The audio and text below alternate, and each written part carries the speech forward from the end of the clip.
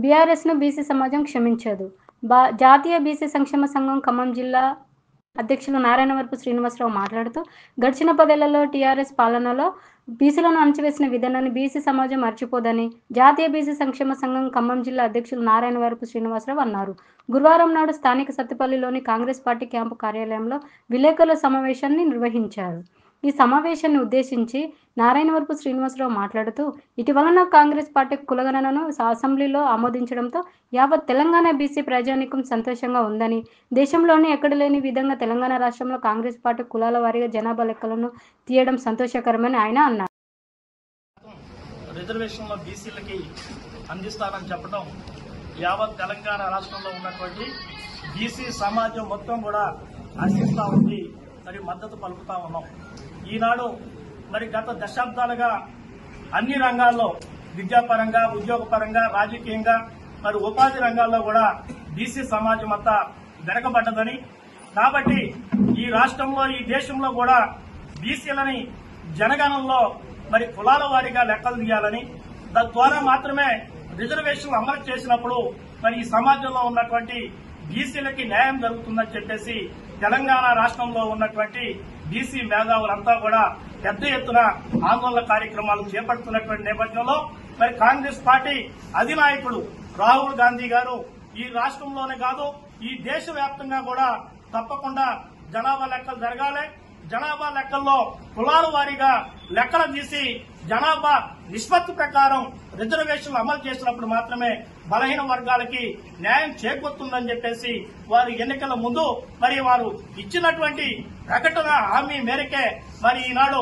తెలంగాణ రాష్ట్రంలో అధికారంలోకి కాంగ్రెస్ పార్టీ వచ్చిన తర్వాత వారు ఇచ్చినటువంటి మాట నిలబెట్టుకునే విధంగా ఈనాడు ముఖ్యమంత్రి రేవంత్ రెడ్డి గారు కూడా తెలంగాణ రాష్ట్రంలో మరి జనగణన చేపట్టడం, దానిని కూడా కులాల వారీగా లెక్కలు తీయటం, మరి లెక్కలు తీయటమే కాదు, వచ్చినటువంటి సమాచారం మేరకే భవిష్యత్తులో అన్ని కూడా మరి ఏర్పాటు చేస్తామని కూడా ఇప్పటికే కాంగ్రెస్ పార్టీ అధికారికంగా ప్రకటించడం, అదేవిధంగా అసెంబ్లీని ఏర్పాటు చేసి అసెంబ్లీ సాక్షిగా మరి తెలంగాణ రాష్ట్రంలో కాంగ్రెస్ పార్టీ 42% లోకల్ బాడీ ఎన్నికల్లో బీసీలకి రిజర్వేషన్ అమలు చేస్తానని కూడా గౌరవ ముఖ్యమంత్రి గారు చెప్పడం జరిగింది.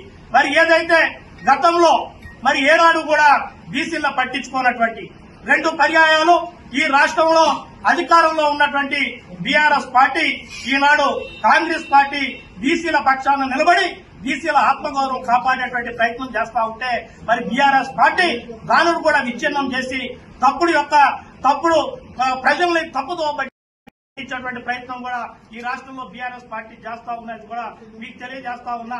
మరి ఏదైతే ఆనాడు స్వర్గీయ నందమూరి తారక రామారావు గారు ఈ సమాజం లోపల బీసీలు ఆర్థికంగా, విద్యాపరంగా, ఉద్యోగంగా అన్ని రంగాల్లో కూడా వెనకబడి ఉన్నారని చెప్పేసి వాళ్ళు కూడా ఈ సమాజంలో ఆత్మగౌరవంతో నిలబడాలని చెప్పేసి నందమూరి తారక రామారావు గారు ఆనాడు బీసీలకి లోకల్ బాడీలో మరి రిజర్వేషన్లు అమలు చేసినటువంటి మొట్టమొదటి నాయకుడు స్వర్గీయ నందమూరి తారక రామారావు గారు అనేది కూడా మీకు తెలియజేస్తా ఉన్నా. ఆ తర్వాత జరిగినటువంటి పరిణామాల్లో కాంగ్రెస్ పార్టీ దాన్ని 34% రాజకీయ రిజర్వేషన్లు ఇంప్లిమెంటేషన్ చేసింది.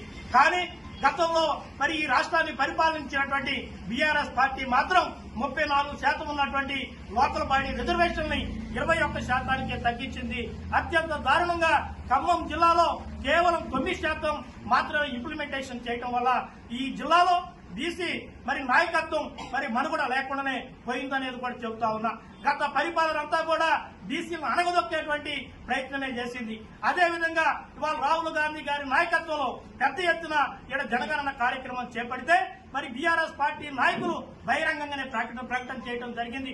అటు కల్వకుంట్ల కవిత గారు కావచ్చు, కేటీ రామారావు కావచ్చు, వీళ్ళంతా కూడా మీరెవరు ఈ తెలంగాణ రాష్ట్ర ప్రజలంతా కూడా ఆ జనగణనలో పాల్గొనాల్సినటువంటి అవసరం లేదని మరి ప్రకటన చేసినటువంటి నాయకులే ఈనాడు మళ్లీ జనగణన మీద తప్పుడు వ్యాఖ్యలు చేసేటువంటి పరిస్థితి కూడా ఉంది.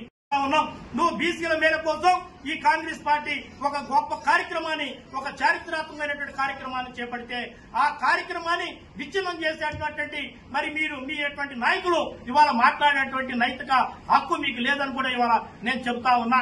ఆనాడు తండ్రి 34% రిజర్వేషన్ ఉంటే 21% తగ్గించి బీసీలు గొంతు కోస్తే ఈనాడు కవిత బీసీల యొక్క కుల వ్యవస్థ మీద, ఆర్థిక స్థితిగతుల మీద ఇవాళ ఆర్టికల్ రాస్తా ఉందంటే మాకు నవ్వొస్తా ఉందనేది కూడా చెబుతా ఉన్నాం. ఈనాడు ఈ రాష్ట్రం లోపల బీసీల ద్రోహి ఎవరన్నా ఉన్నారా అంటే అది కేవలం బీఆర్ఎస్ పార్టీ అనేది కూడా మేము చెబుతా ఉన్నాం. ఈ తెలంగాణ రాష్ట్రంలో బీసీలు అత్యంత చైతన్యవంతమైనటువంటి బీసీలు అని కూడా చెబుతా ఉన్నాం. కాబట్టి గత ఎన్నికల్లో మరి బీఆర్ఎస్ పార్టీని నామరూపాలు లేకుండా భూస్థాపితం చేసిన దాంట్లో కూడా క్రియాశీలక పాత్ర పోషించేందుకు కూడా బీసీ సమాజం అని చెబుతా ఉన్నాం.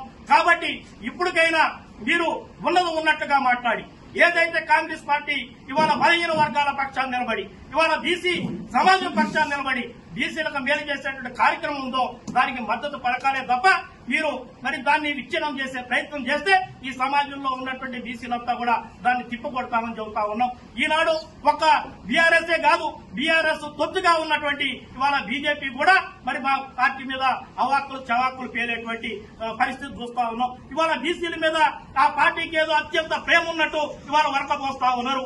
ఈ రాష్ట్రంలో మరి మీకు పార్టీ ఉనికి లేనటువంటి బీజేపీ పార్టీని ఒక స్థాయికి తీసుకొచ్చినటువంటి మా బీసీ బిడ్డనే మీరు ఇవాళ మరి పదవి నుంచి బండి సంజయ్ని తప్పించిండ్రంటే మీకు బీసీల మీద ఎంత ప్రేమ ఉందో కూడా మాకు తెలుసు అని చెబుతా ఉన్నాం. కాబట్టి ఆ చేష్టలన్నీ మానుకొని ఇవాళ బీసీ సమాజానికి మీరు నిజంగా గౌరవం కనుక మీరు ఇచ్చున్నట్లయితే, బీసీ సమాజానికి ఇవాళ మీరు నిజంగా మీకు ప్రేమ కనుక ఉండుంటే ఇవాళ కాంగ్రెస్ పార్టీ తీసుకొచ్చిన దానికి మీరు కూడా మరి మద్దతుగా పలకాలే తప్ప మరి దాన్ని చిరాకు చేసేటువంటి పరిస్థితి ఉంటే మేము తిప్పుకొడతామని తెలియజేస్తూ సెలవు తీసుకుంటాం.